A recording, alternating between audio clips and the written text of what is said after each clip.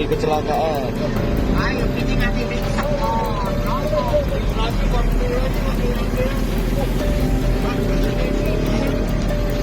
orang tuh, katanya sepeda dia ngasih sektor kayak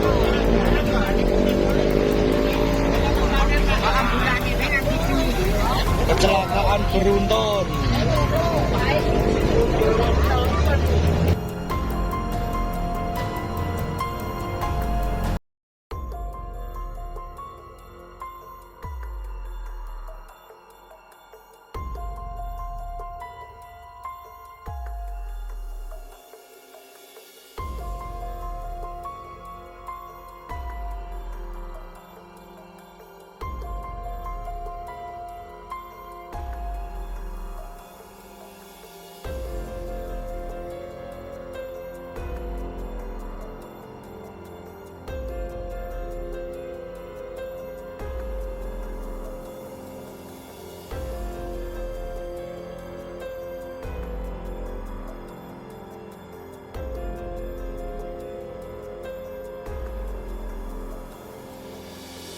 Jangan lupa subscribe, share, komen, dan like ya.